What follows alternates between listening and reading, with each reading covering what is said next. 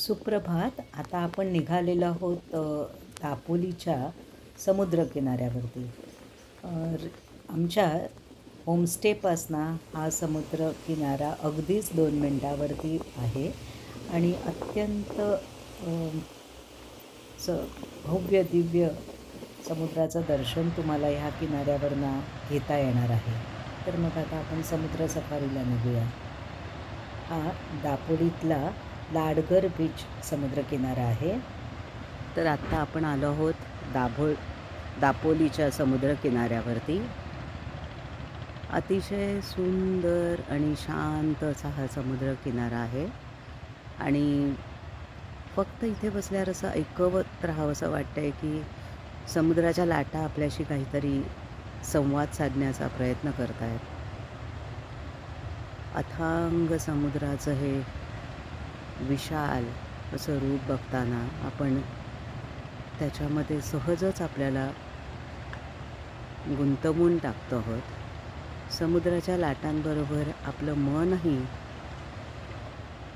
हेलकावे खात आहे.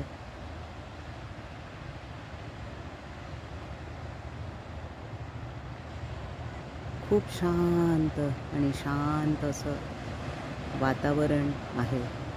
सकाळचे 7 वाजलेले आहेत. काही मच्छीमार बांधव मासेमारीसाठी सुद्धा निघालेले आहेत, तर काही हौशी पर्यटक समुद्र सफारीला छोट्या बोटीतनंही निघालेले आपल्याला दिसत आहेत.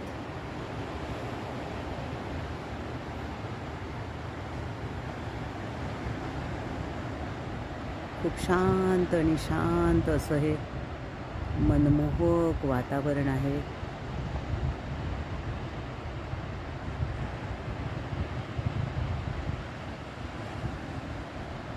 समुद्राच्या लाटा आणि ही मुलगी यांचं एक गहिरं नातं आहे असं वाटतंय आपल्याला. ती शांतपणे समुद्राच्या लाटांचे फोटो काढत आहे आणि आपण तिचे फोटो काढत आहोत.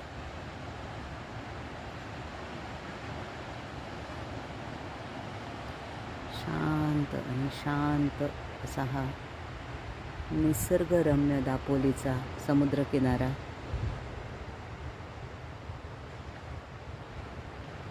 धुक्याची चादर जराशी पसरलेली आपल्याला दिसते.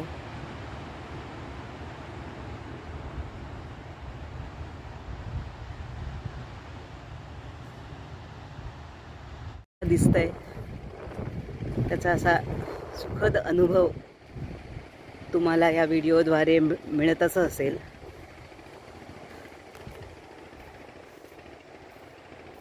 खूप शांत आणि सुंदर असा निसर्गरम्य परिसर आपण अनुभवत आहोत.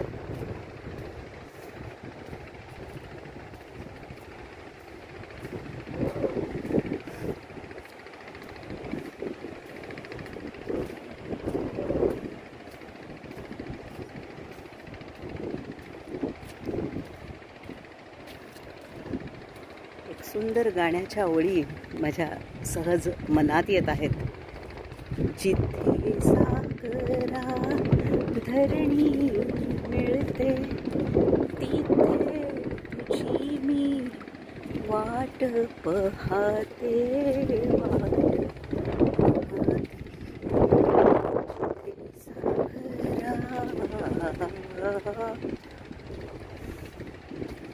बाबा, अतिशय सुंदर असा नजारा. बाजूनी मोटरबोटीचा आवाज येतोय. पर्यटकांना घेऊन जाणारी हौसी पर्यटक आहेत, समुद्र सफारीला निघालेले आहेत. त्यांच्या बोटीचा आपण आवाज अनुभवत आहोत. समुद्राच्या लाटांबरोबर त्या बोटीचा आवाजही आपल्या मनात एक वेगळं समुद्राचं आकर्षण निर्माण करत आहे.